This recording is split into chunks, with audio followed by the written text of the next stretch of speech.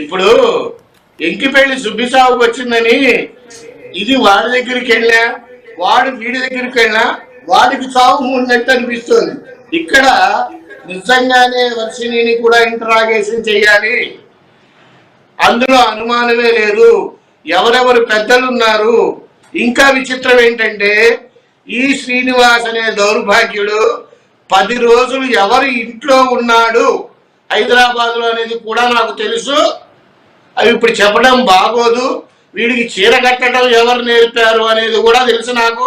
అవన్నీ ఇప్పుడు చెప్పడం బాగోదు. కాబట్టి వాడి అరెస్ట్ కన్ఫర్మేషనా కాదా అనేటువంటిది నాకు ఒక అరగంటలో ఇన్ఫర్మేషన్ వస్తుంది. దాన్ని బట్టి మాట్లాడదాం తల్లి. చెప్పమ్మా.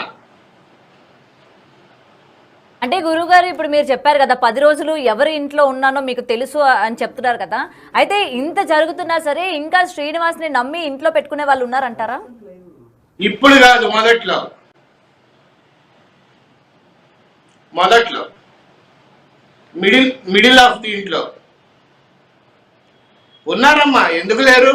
వాడిని పిలిచి ఆవిడెవరో భోజనం పెడితే లకారాలతో డిపార్ట్మెంట్ వాళ్ళని తిట్టాడు కదా, పిలిచి మరీ భోజనం పెట్టారు వీడికి దరిద్రుడికి. వాళ్ళెవరో లకారాలతో తిట్టారు డిపార్ట్మెంట్ వాడిని, అఘోరాగాడు.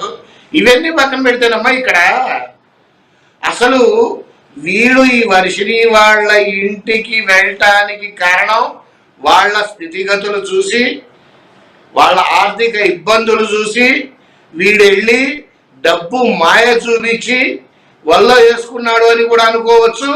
ఆ డబ్బుని చూసి ఈ వర్షిని దిక్కుమాలింది వాడి దగ్గరికి వెళ్ళింది అని కూడా చెప్పచ్చు. ఇక్కడ ఇంకొక పాయింట్ ఏంటంటే అసలు వర్షినికి వాడిని ఏమని పిలవాలో కూడా తెలియదు. కాసేపు బావా అంటది, కాసేపు ఈమె అంటది. ఆమెకే క్లారిటీ లేదు వాడేంటి అనేటువంటిది. అంటే డబ్బు కోసమే వెళ్ళింది అని ఖచ్చితంగా అయితే చెప్పచ్చు. చెప్పమ్మా.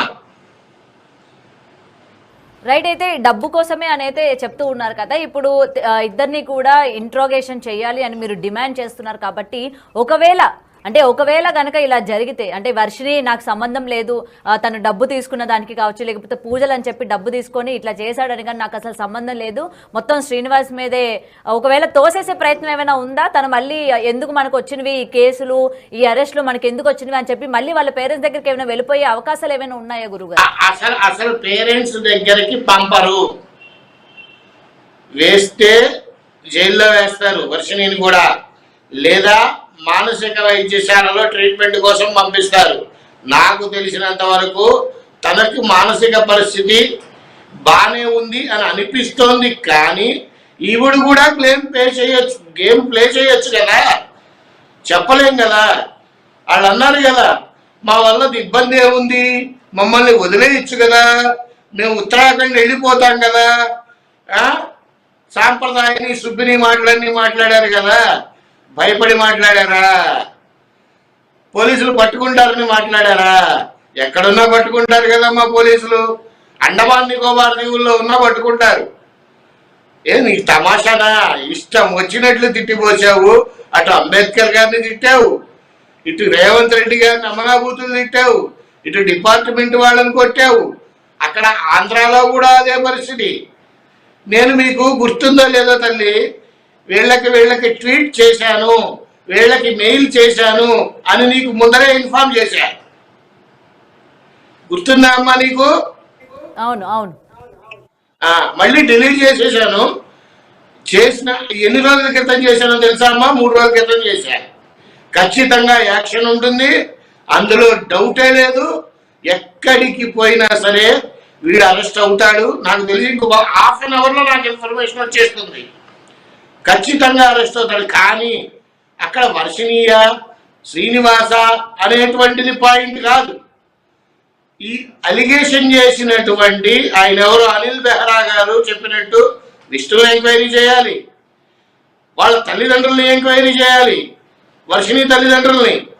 అండ్ ఆద్యానాథ్ గారు అనే పేరేదో చెప్పాడు, ఆవిడని ఎంక్వైరీ చేయాలి, యోగి ప్రభాకర్ని ఎంక్వైరీ చేయాలి, రాజేష్ నాథ్ అఘోరి గారిని ఎంక్వైరీ చేయాలి. ఎందుకు చేయాలి? వీళ్ళందరికీ డబ్బు ట్రాన్సాక్షన్సా, లేదు ఇల్లీగల్ యాక్టివిటీస్లో హ్యాండ్ ఉందా అనేటువంటిది కూడా తెలుసుకోవాలి, ఖచ్చితంగా తెలుసుకోవాలి. ఇది రెండు రాష్ట్రాల సమస్యలాగా అనిపించింది నిన్నటిదాకా నాకు. అనిల్ మెహ్రా గారు స్టేట్మెంట్ ఇచ్చిన తర్వాత ఇది దేశ సమస్య. అఘోరి కావచ్చు, లేకపోతే యోగి ప్రభాకర్ కావచ్చు, ఎందుకంటే స్టార్టింగ్ నుంచి కూడా ఇతని గురించి పాజిటివ్ గా ఉన్న వాళ్ళందరూ కూడా మెయిన్ గా ఉండడానికి రీజన్ ఈ డబ్బుల ట్రాన్సాక్షన్స్. ఇప్పుడు మీరు ఏదైతే అన్నారో ఈ డబ్బుల ట్రాన్సాక్షన్స్ గురించి ఏమైనా వాళ్ళకు కూడా వెళ్ళాయి అని అనుకుంటున్నారా? ఎందుకంటే ఆల్రెడీ యోగి ప్రభాకర్ కావచ్చు, లేకపోతే రాజేష్ నాథ్ కూడా కొంతవరకు డబ్బులున్న వ్యక్తే, సాధకులు ఆయన దగ్గరికి వస్తూ ఉంటారు అని చెప్పి కూడా పలుమారు సార్లు ఇటు వర్షిని కుటుంబ సభ్యులు కూడా చెప్పడం జరిగింది. సో ఇతన్ని కాపాడే ప్రయత్నం వీళ్ళందరూ కలిసి చేశారు. ఆ చేయడానికి శ్రీనివాస్ ఏమైనా డబ్బులు ఇచ్చాడా అంటే దాని గురించి మీరు ఇంట్రోగేషన్ చేయమంటున్నారు? ఎస్, అవ్వచ్చు. డబ్బులు ఇచ్చాడా, ఇల్లీగల్ బిజినెస్ చేస్తున్నారా, లేకపోతే వీడిని వెనకేసుకు రావడానికి కారణం ఏంటి?